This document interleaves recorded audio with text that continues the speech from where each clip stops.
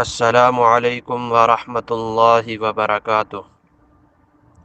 الحمد للہ وحدہ والصلاة والسلام علی من لا نبی بعدہ، اما بعد فاعوذ باللہ من الشیطان الرجیم، بسم اللہ الرحمن الرحیم۔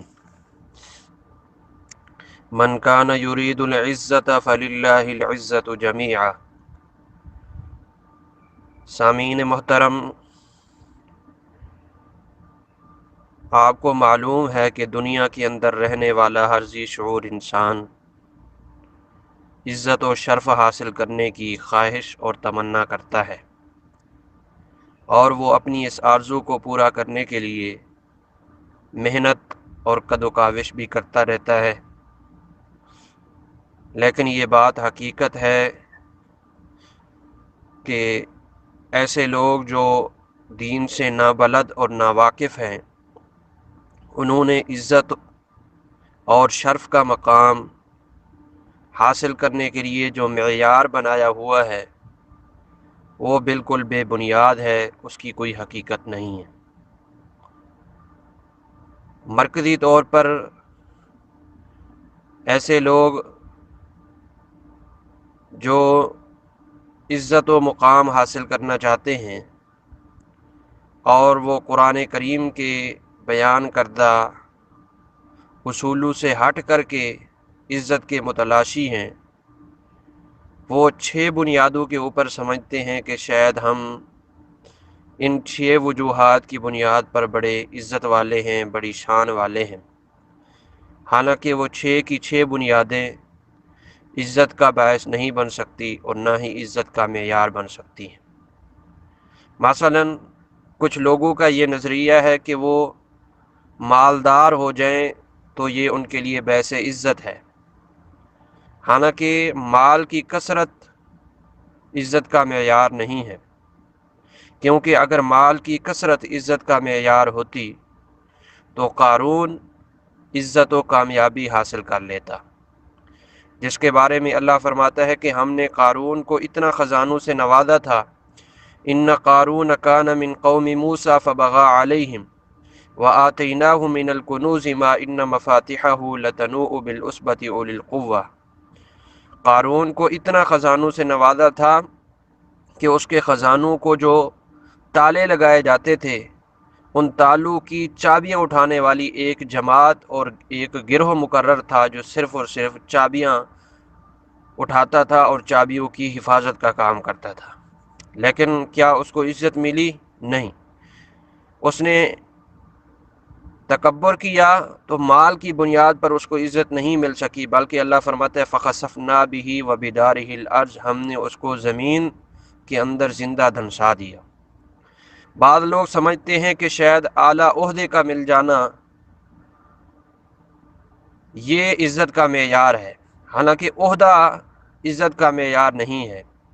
اگر عہدہ عزت کا معیار ہوتا تو یہ عزت فرعون کو حاصل ہوتی، جس کو اللہ سبحانہ و تعالیٰ نے اتنی بڑی بادشاہت دی تھی کہ وہ تکبر کے اندر آ کر کے کہنے لگا انا ربکم الاعلی، میں ہی رب ہوں۔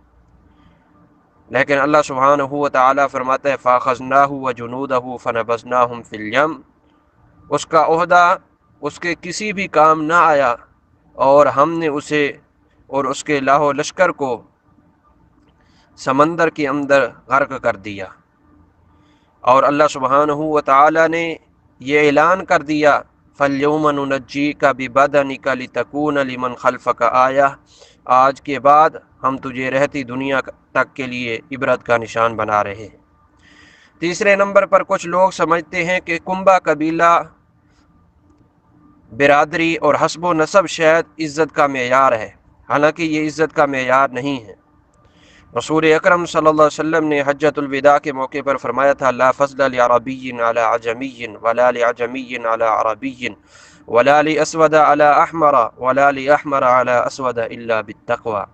فرمایا نہ کسی کا عربی ہونا اس کے افضل ہونے کی دلیل ہے، نہ کسی کا عجمی ہونا اس کے افضل ہونے کی دلیل ہے، نہ کسی کا رنگ کے لحاظ سے گورا ہونا اس کے افضل ہونے کی دلیل ہے۔ افضل وہ ہے جس کے دل میں تقوی ہو۔ اگر کنبے قبیلے اور حسب و نسب کی بنیاد پر کامیابی اور عزت ملنی ہوتی تو ابو طالب کو مل جاتی، لیکن اللہ فرماتا ہے انک لا تہدی من احببت ولکن اللہ یہدی من یشاء۔ اگر عزت ملنی ہوتی کنبہ قبیلہ اور حسب و نسب کی بنیاد پر تو نوح علیہ السلام کے بیٹے کو ملتی، لوط اور نوح علیہم الصلاۃ والتسلیم کی بیویوں کو ملتی، حضرت ابراہیم علیہ السلام کے والد کو ملتی۔ لیکن یہ تیسری بات کہ کنبہ قبیلہ عزت کا معیار ہے، یہ بھی درست نہیں ہے۔ بعض لوگ یہ سمجھتے ہیں کہ شاید حسن، خوبصورتی اور جمال عزت کا معیار ہے، حالانکہ یہ عزت کا معیار نہیں ہے۔ اللہ کے نبی صلی اللہ علیہ وسلم فرماتے ہیں ان اللہ لا ينظر الى صورکم واموالکم ولکن ينظر الى قلوبکم واعمالکم۔ اگر عزت کا معیار حسن اور خوبصورتی ہوتی تو ابو لہب عزت پاتا، جس کا حسن اتنا تھا کہ لہب کا معنی ہوتا ہے شعلے مارنے والا، چمکتا چہرہ تھا، لیکن اس نے اللہ اور اس کے رسول صلی اللہ علیہ وسلم کی بات کو پس پش ڈالا اور رسول اکرم صلی اللہ علیہ وسلم کی توہین کی، تو اللہ سبحانہ و تعالیٰ نے اس کو عزت نہیں دی بلکہ دنیا و آخرت میں ذلیل و رسوا کر دیا۔ تبت یدا ابی لہب وتب۔ اور بعض لوگوں کی کوشش ہوتی ہے کہ وہ اللہ سبحانہ و تعالیٰ کو چھوڑ کر بتوں کی پوجا کر کے، اغیار کی پوجا کر کے، احبار و رہبان کی پوجا کر کے اور اللہ کے علاوہ کسی اور کے ساتھ اپنا تعلق جوڑ کے شاید ان کے ذریعے عزت حاصل کر سکتے ہیں، حالانکہ ایسا نہیں ہے۔ اللہ فرماتے ہیں وَاتَّخَذُوا مِن دُونِ اللَّهِ آلِهَةً لِيَكُونُوا لَهُمْ عِزًّا كَلَّا سَيَكْفُرُونَ بِعِبَادَتِهِمْ وَيَكُونُونَ عَلَيْهِمْ ضِدًّا۔ یہ لوگ مجھے چھوڑ کر غیر اللہ کو پکارتے ہیں اور معبود بنا لیتے ہیں کہ شاید یہ ان کے لیے عزت کا باعث ہے، حالانکہ یہ ان کے لیے عزت کا باعث نہیں ہے۔ اور چھٹے نمبر پر کچھ لوگ اپنی جمعیت کو عزت کا معیار سمجھتے ہیں کہ میرے ماتحت کافی لوگ ہوں، میرے چاہنے والے بہت زیادہ ہوں، تعداد بہت زیادہ ہو، نفری کی کثرت شاید عزت کا معیار ہے، حالانکہ یہ عزت کا معیار نہیں ہے۔ اگر یہ عزت کا معیار ہوتی تو ولید بن مغیرہ کو حاصل ہوتی۔ اللہ سبحانہ و تعالیٰ فرماتے ذرنی ومن خلقت وحیدا ذرنی ومن خلقت وحیدا وجعلت له مالا ممدودا وبنین شہودا ومہدت له تمہیدا ثم یطمع ان ازید کلا انہ کان لآیاتنا عنیدا۔ اللہ نے اس کو مال سے بھی نوازا، دولت سے نوازا، ہر قسم کی شہرت سے نوازا، 10 بیٹے دیے، تکبر کیا کرتا تھا، لیکن اللہ سبحانہ و تعالیٰ نے اس کو ذلیل و رسوا کر دیا اور اس کی تعداد، اس کی نفری، اس کی جمعیت اس کے کسی کام نہیں آئی۔